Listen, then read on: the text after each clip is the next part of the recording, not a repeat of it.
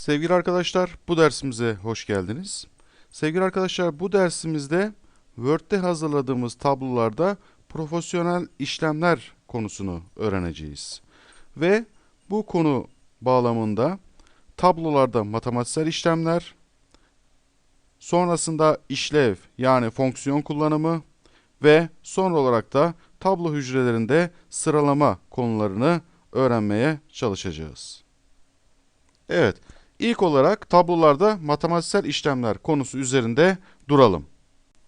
Word programında tablo hücrelerini kullanarak aritmetik işlemlerin yapılması ve bazı hazır formüllerin kullanılması mümkündür.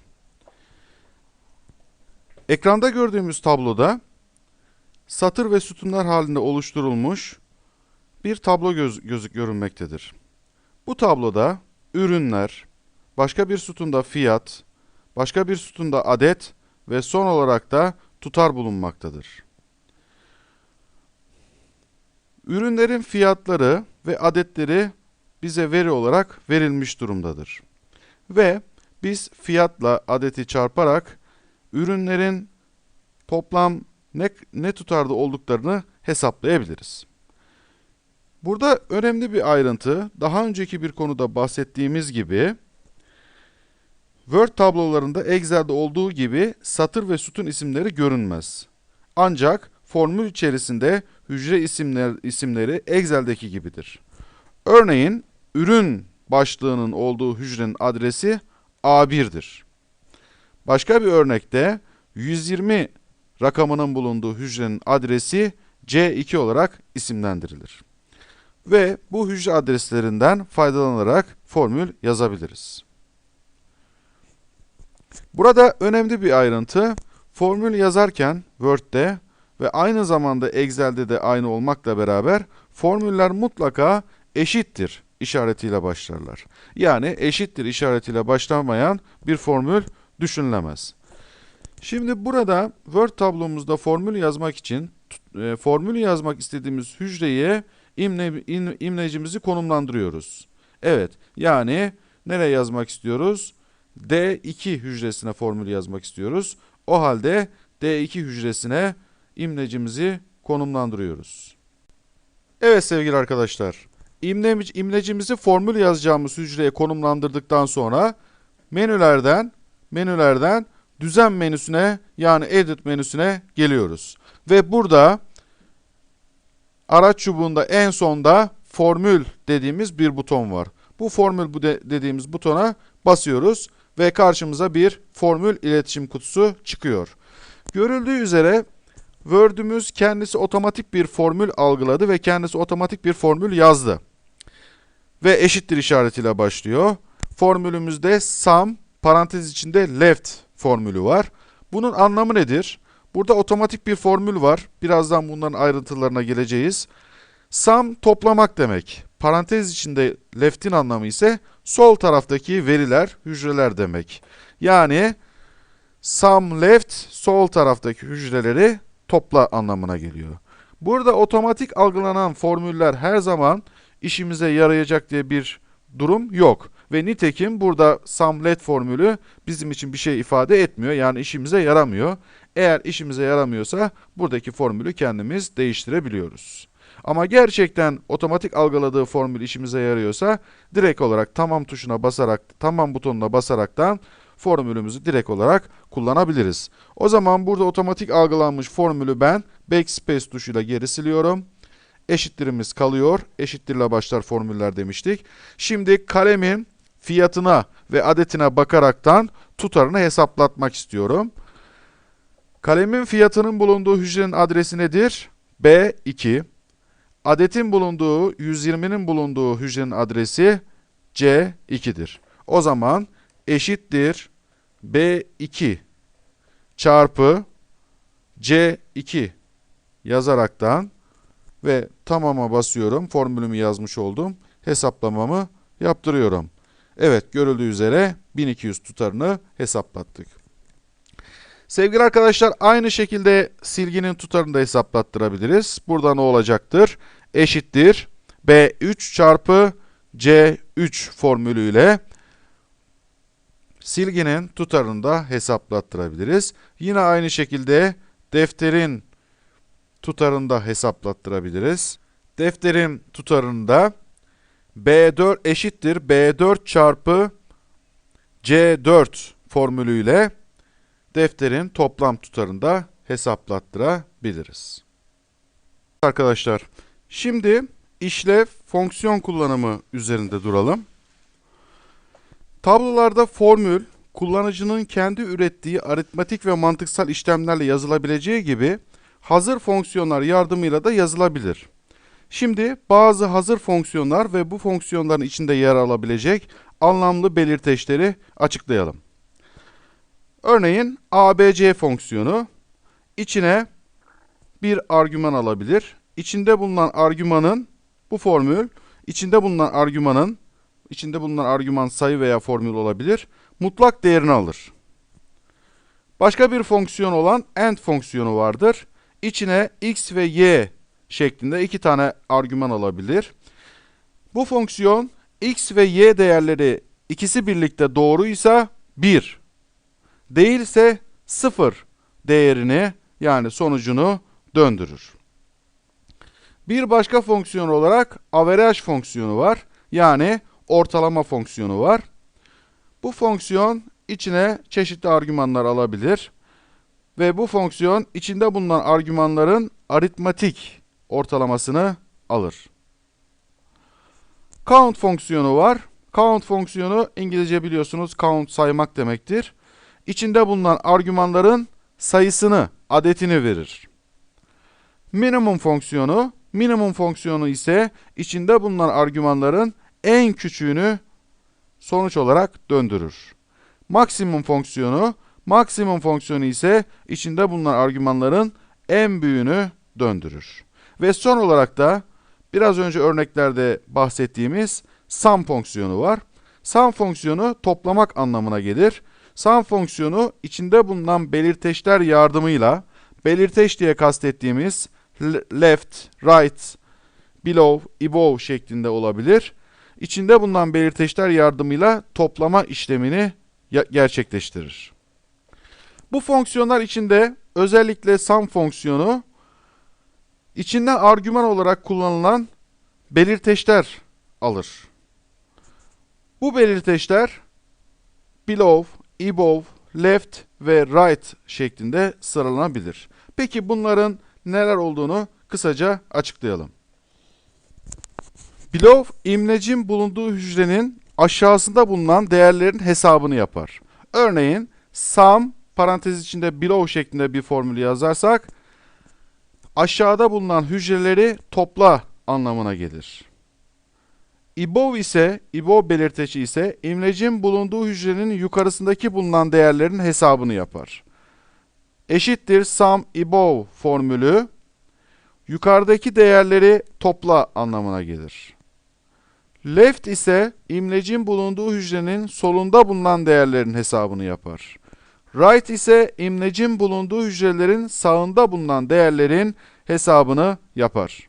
Sevgili arkadaşlar, bu anlattığımız hazır formülleri örnekleyerek açıklamaya çalışalım.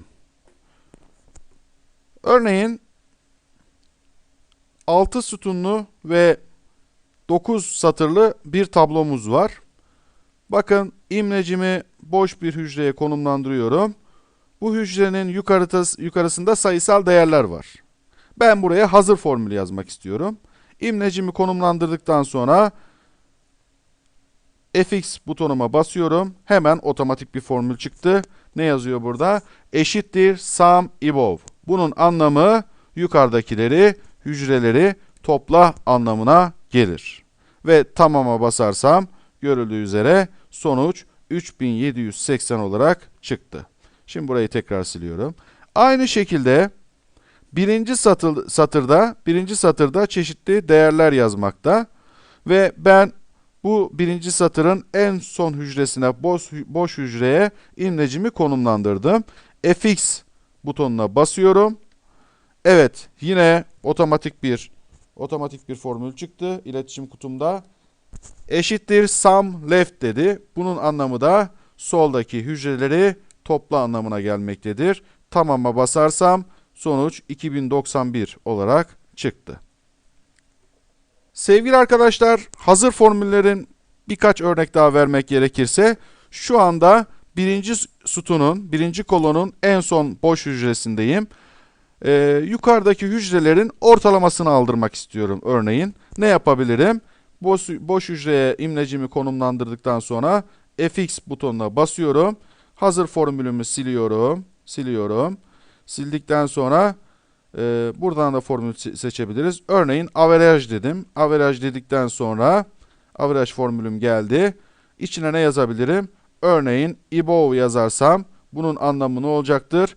Yukarıdaki hücrelerin ortalamasını al anlamına gelir.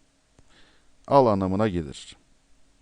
Tamama basıyorum. Görüldüğü üzere ortalama 630 olarak çıktı. Sevgili arkadaşlar, bu hücrelerin ortalamasını otomatik formülle değil de kendim elimle yazarak hesaplatmak isteseydim nasıl bir yol izlerdim? Hemen ondan bahsedelim.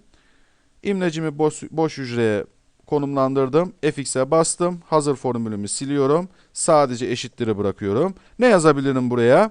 Normal bildiğimiz matematiksel aritmetik işlem yapacağım. Parantezimi açıyorum. Parantezimi açtıktan sonra hangi hücrede başlıyor veriler? A1'den başlıyor. A1 yazdım. Artı A2 artı A3 artı A4 artı A5 artı A6 hücrelerini yazdım. Yukarıdaki hücreler bunlardı. Parantezimi kapatıyorum. Kapattıktan sonra aritmetik ortalama almak için bölü işaretine basıyorum. Kaç hücreyi toplattım? 6 tane hücreyi toplattım ve 6'ya bölüyorum toplamı. Ve aynı şekilde aritmetik ortalamayı elimle yazdığım formül sayesinde hesaplatmış olacağım. Eşittir diyorum. Yine 630 sonucunu bulmuş oldum. Buradaki farklılık formülü kendim aritmetik olarak yazmış oldum. Başka bir örnek vermek gerekirse örneğin birinci satırdaki hücrelerin saydırayım. Count formülü yardımıyla saydırayım. İmlecimi birinci satırda en son hücreye, boş hücreye konumlandırıyorum. Konumlandırdım. Formüllerden formül butonuna basıyorum. Bastıktan sonra var olan formülü siliyorum. Eşittir. Eşittirden sonra örneğin count'a basıyorum. Count saymak demek. Parantez içine ne yazabilirim? Left yazabilirim. Left yazabilirim. Left yazarsam soldaki hücreleri saydırır. Burada bir farklı durum daha göstermem gerekirse soldaki hücreler A1'den başlıyor. Ve nereye kadar devam ediyor? A5'e kadar devam ediyor. O zaman buraya A1'den başlıyor. A1'den başlıyor. B, C, D, E. A1'den E1'e kadar devam ediyor. Evet. A1 parantez içine A1 2 nokta E1 dersem bunun anlamı şudur. A1 2 nokta E1 A1'den E1'e kadar demek. Yani lef yazmak yerine A1 2 nokta E1 yazdım. Bunun anlamı şudur. A1'den E1'e kadar olan hücreleri saydır. Kaç tane olduğunu bulacak. Tamama basıyorum. Ve görüldüğü üzere 5 çıktı. Count left de diyebilirdim. Ama bu iki nokta belirtecini anlatmak için böyle bir yol izlemiş olduk. Sevgili arkadaşlar, birinci kolonda en son boş hücreye tıklıyorum. Son olarak maksimum formülüne bir örnek gösterelim. Evet, imlecimi konumlandırdıktan sonra formüllere geliyorum. Var olan formülü siliyorum. Ve işlev yapıştırdan, fonksiyon pass'tan buradan maksimum formülünü buluyorum. Ve içine ne yazabilirim? Yukarısı olduğu için above yazıyorum. Maksimum above yazıyorum. Tamam'a tıklıyorum. Yukarıdaki değerlerin maksimum olanını bana bulacak. Maksimum olan 2006. Sonucunda 2006 çıkması gerekir. Evet, maksimum değeri 2006 olarak bulduk. Sevgili arkadaşlar, şimdi tablo hücrelerinde sıralama, yani İngilizce olarak sort konusuna değinelim. Hazırladığımız tabloda öğrencilerin isimleri, numaraları, yaşları ve not ortalamaları bulunmakta. En baştaki kolonda ise sıra numarası yer almakta. Bu tabloya baktığımız zaman son derece düzenli bir tablo. Peki bu tablo nasıl sıralanmış sorusuna nasıl yanıt verebiliriz? Bu tablo sıra numarasına göre 1'den 9'a kadar sıralanmış durumda ve 9 öğrencimiz mevcut. Şimdi eğer bu öğrencileri sıralamak istersek, örneğin isimlerine göre artan sırada sıralamak istersek nasıl sıralayabiliriz? Öncelikle arkadaşlar, eğer siz bir tabloyu sıralatmak istiyorsanız bu tablonuzun mutlaka ve mutlaka düzenli olması gerekir. Eğer satırlar ve sütunlar düzenli değilse, veriler, başlıklar düzenli değilse sıralamamız doğru gerçekleşmeyecektir. Şu andaki elimizdeki tablomuz son derece düzenli bir tablo. Biz bu tabloyu sıralatabiliriz. Sıralatmak için arkadaşlar öncelikle tablomuzda esas teşkil eden tüm verileri, başlıklar dahil seçiyoruz.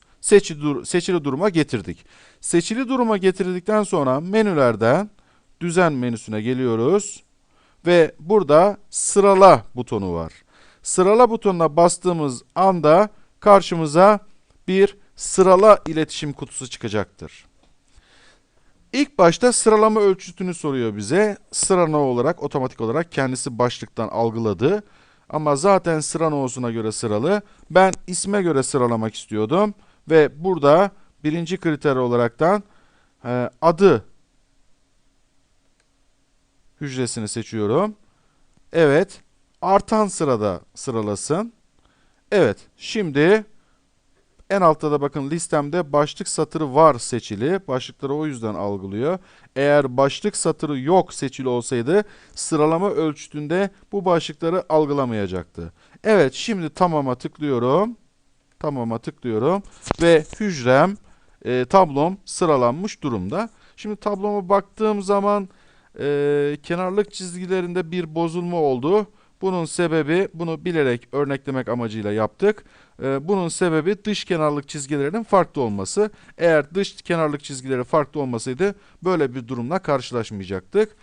Bunu daha önce öğrendiğimiz yöntemle kenarlık çizgilerini düzeltebiliriz. Burada hiçbir sıkıntı yok.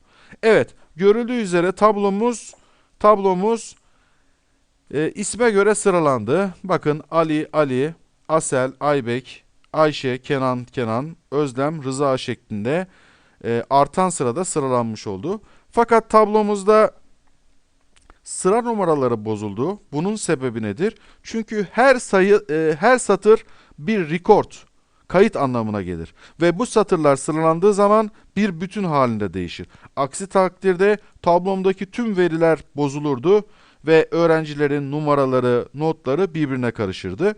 Yani sıra numarasının bu şekilde karışması normal ve bu sıra numaraları önemli değildir. Bunları tekrar değiştirebiliriz. Hemen isterseniz değiştirelim ve aynı zamanda da tablomuzun kenarlık çizgilerini düzeltelim. Evet, tablomuzu eski düzenine getirmiş durumdayız. Sol taraftaki kenarlık çizgisini de düzeltelim. Evet, tablomuz düzenli bir duruma gelmiş durumda. Sıra numaraları da düzenlendi.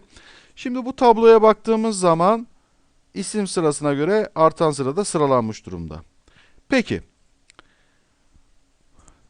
6. ve 7. sıra nolu öğrencilere bakarsak, Kenan Dönmez. Evet, şimdi bu tabloyu isme göre sıralatmıştık. Şimdi ikinci bir kriter daha eklersek, soyadına, yani birinci kriter adı olsun, ikinci kriter soyadı olsun. İkinci kritere göre sıralatalım. Evet, tablomu tamamen seçiyorum.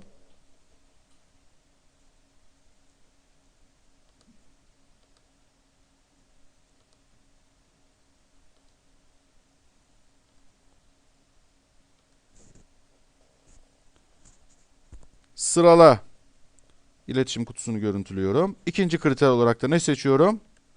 Soy adını seçiyorum. Yine artan sırada. Tamam'a basıyorum. Evet. Yine sıralandı. Görüldüğü üzere ismi aynı olan öğrenciler vardı. Aynı zamanda 6. ve 7. sıra nolu satırlarda adı ve soyadı ikisi de aynı olan insanlar var. Örneğin Kenan Dönmez'den 2 tane var. Yani ismi ve soyadı aynı olan bir sınıfta öğrencilerin bulunması mümkün mü? Mümkün. Olabilir. O zaman 3. bir kriter seçeyim. Örneğin notunu veya ortalamasını 3. kriter olarak belirleyelim. 3. kriter olarak neyi belirliyorum? Ortalamasını belirliyorum. O da artan sırada. Tamam'a bastım. Ama bir bakıyorum ki öğrencinin 6 ve 7 sıra nolu öğrencilerin, yani Kenan Dönmez'den 2 tane var. Bunların yaşları da aynı, ortalamaları da aynı. Bu olasılık olarak bir sınıfta mümkün mü? Gayet tabii mümkün. O zaman burada dikkat etmem gereken durum nedir? Bu hücrelere baktığım zaman sıra no, adı, soyadı, numarası, yaşı, ortalaması baktığım zaman sevgili arkadaşlar, bir sınıfta öğrencilerin isimleri aynı olabilir. Aynı zamanda soyadları da aynı olabilir. Hatta yaşları, hatta ortalamaları da aynı olabilir. Ama bir sınıfta öğrencilerin nesi aynı olamaz? Öğrenci numarası kesinlikle aynı olamaz. O zaman burada dikkat etmemiz gereken durum öğrencinin numarasıdır. Çünkü bu tabloda primary key, ana anahtar dediğimiz hücre numarasıdır. O zaman 3. kriter olarak ben numarasını seçersem doğru bir sıralama yapmış olurum. Evet, tablom seçiliydi. Sırala iletişim kutusunu görüntülüyorum. Burada örneğin 3. kriter olarak ben öğrencinin numarasını seçeyim. Artan sırada olsun. Tamam'a basıyorum. Evet. Görüldüğü üzere 1. kriter olarak sınıftaki öğrenciler isme göre sıralı. 2. kriter olarak soyadına göre sıralı. 3. kriter olarak ise numarasına göre sıralı. Kenan Dönmez'den 2 tane var. Bakın kendi aralarında 2 Kenan Dönmez, kendi aralarında numaraları küçükten büyüğe sıralı. Görüldüğü gibi. Sevgili arkadaşlar, bu dersimizde Word'de hazırladığımız tablolarda profesyonel işlemler konusuna değindik. Bir sonraki derste görüşmek umuduyla esenlikler içinde kalın.